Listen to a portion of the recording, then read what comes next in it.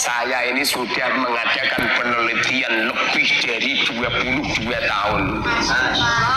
Sehingga menurut saya, daripada kamu terseok-seok jurumia imriti alfiyah, dan itu pun gak jaminan kamu bisa baca kitab kuning, lebih baik pakai metodologi arba'in ini. Hanya 40 hari setelah itu dieksekusi. Aku yakin ya, beres itu. 1 tahun kalau dia kelihatan, 2 tahun dia hebat, 3 tahun dia berani megang pondok. Falakot halla, maka sungguh benar-benar terlepas an-lisani uqdati sumti, dari lisan an-lisani ono ya yo an-lisani, dari lisanku, uqdata sumti, ikatan diam, wa tawwaqa,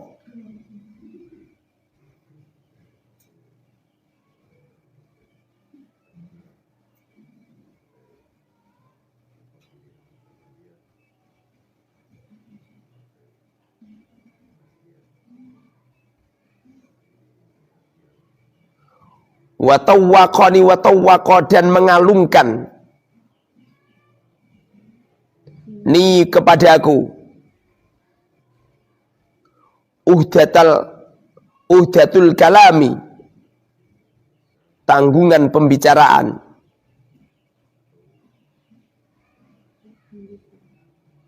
wakiladatan nutki,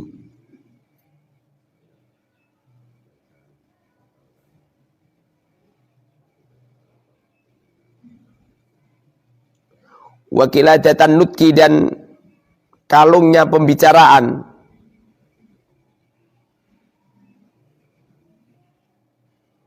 ma anta, selama kamu, musabirun, berkekalan, alaihi pada ma, minal ama, dari buta,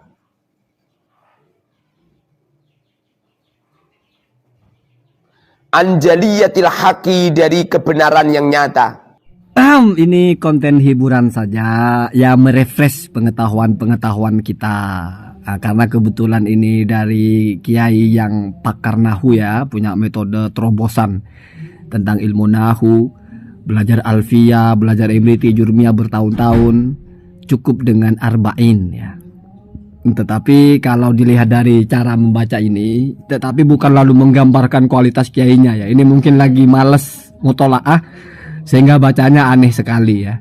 Sebetulnya saya tidak terlalu suka mengkoreksi kalau masalah harkat, kalau itu sebatas sabkul lisan. Tapi ini sepertinya bukan sabkul lisan, tapi memang kesalahan memahami ibarah, kesalahan menangkap makna, dan kesalahan mengartikan kalimatnya. Nah, jadi perhatikan ya. Falaqad hallah, kalau hallah itu dimaknai terlepas, itu sudah berantakan semua ke bawah. Karena di sini fi'il fa'ilnya, maf'ul bihnya lengkap. Kalau terlepas itu tidak butuh maf'ul bih. Sama dengan terputus. In qata'a al-hablu, tali terputus. Di situ nggak ada maf'ul bihnya karena tali itu sebetulnya maf'ul bih. Ada yang memutus dia sehingga terputus. Kalau secara makna boleh-boleh saja, tapi siak kalimatnya jadi berantakan. Kalau halla dipaksa diartikan terlepas. Lalu apa makna yang tepat halla? Halla maknanya adalah melepaskan. Kalau melepaskan berarti ada pelaku yang melepaskan, ada yang dilepaskan. Nah, begitu ya. Perhatikan. Di sini saya juga ada hiburan sedikit ya. Tentang uqdati ya. Dia akan baca uqdati lalu dibaca uqdatah. Nah, kalau dibacanya halla itu terlepas, mestinya uqdatu. Karena yang terlepas itu adalah ikatan untuk diam, uqdatus sumti. Kalau terlepas dibaca uqdatah, berarti kan jadi maf'ul bih toh. Nah, kalau jadi maf'ul bih ya nggak sinkron dengan bahasa terlepas. Karena terlepas itu tidak butuh maf'ul bih. Dan dibacanya mestinya uqdatu, jadi fa'ilnya, terlepaslah ikatan. Tapi nanti rancu ke bawah. Ya gitu ya. Jadi dibacanya uqdata. Tapi dibaca uqdatih pun, ini hiburannya ya, itu sebetulnya masih bisa dibenarkan. Dan tidak rusak maknanya. Ya mungkin ada yang pernah mengaji arba'in, siapa tahu di situ dibahas kenapa kok bisa boleh saja dibaca uqdati.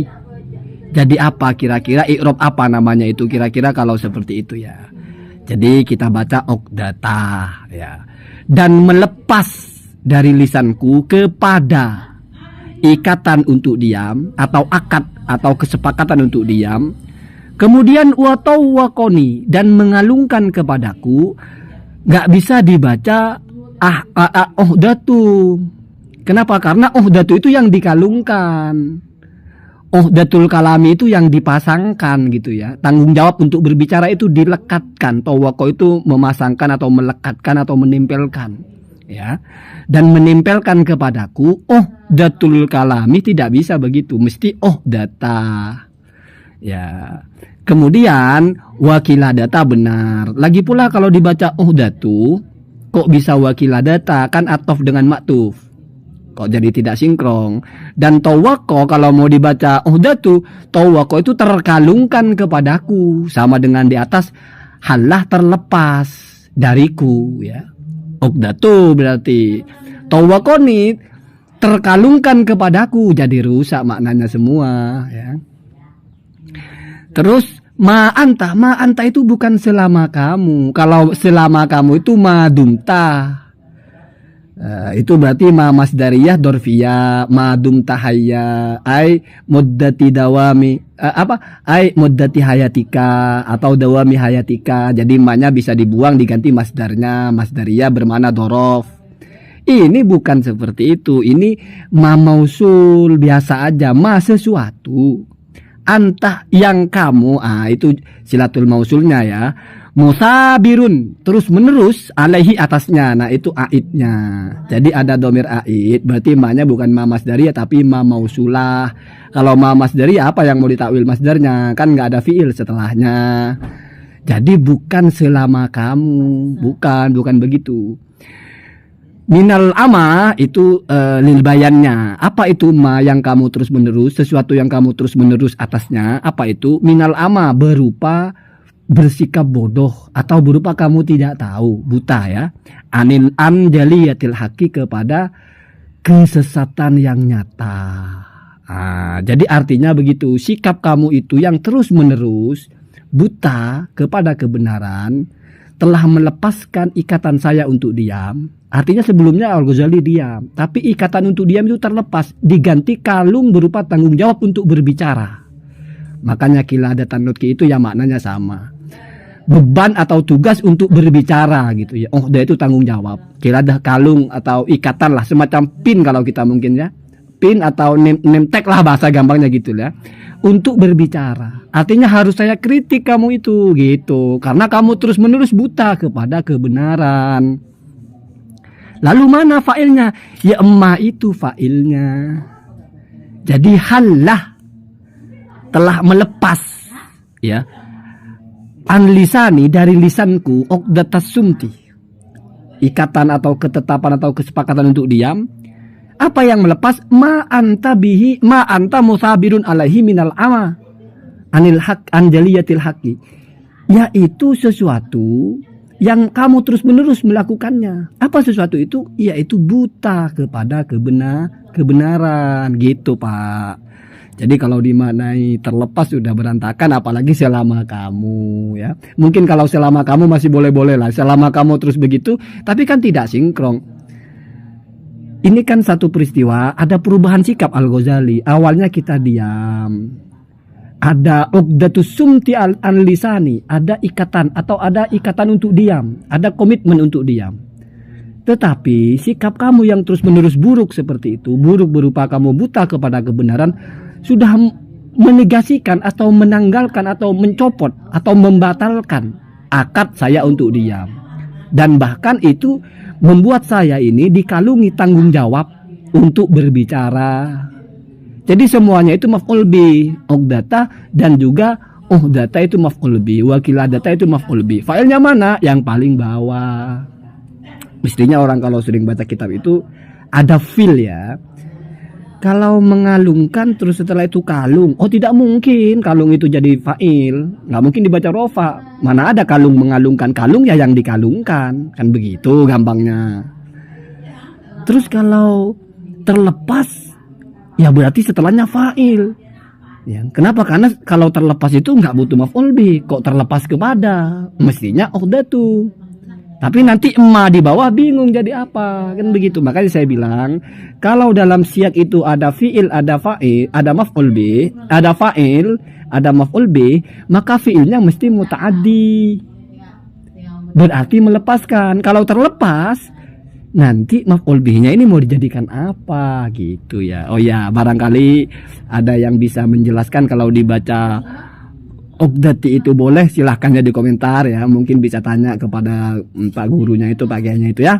Itu saja hiburannya. Saya tidak menghakimi pak kiai ini nggak bisa baca kitab, nggak terbiasa saja. Mungkin apalagi yang dibaca Ihya. Ihya itu karya Al-Ghazali pak. Orang yang sangat cerdas, jenius. Orang cerdas dan jenius itu memang sudah menjadi wataknya menulis sesuatu itu tidak ringkes. Jumlahnya juga agak rumit. Makanya seperti ini, failnya mana ini kok jauh, di belakang failnya. Yang disebutkan di atas fiil, maf'ul bi, fiil, maf'ul bi, baru ada failnya di bawah. Nah kalau nggak jeli bacanya, akhirnya ya jadi seharusnya makna muta'addi, melepaskan, malah dianggap terlepas, begitu ya. Salah setar sehingga menjadi bingung ya. Walaupun saya bingung dibaca terlepas kok uqdatah. Gimana caranya menjelaskan kalau dibaca uqdatah dan di mana terlepas? Kalau melepaskan cocok kan begitu ya. Tetapi nanti kan butuh apa yang melepaskan itu? Di paling bawah itu ma anta musabirun alaihi, sesuatu yang kamu terus-menerus atasnya. Apa itu? Minal ama, yaitu berupa bodoh atau buta atau tidak melihat atau tidak memperhatikan anjaliyatil haqqi, kepada keterangan kepada keburukan yang kebaikan yang sangat nyata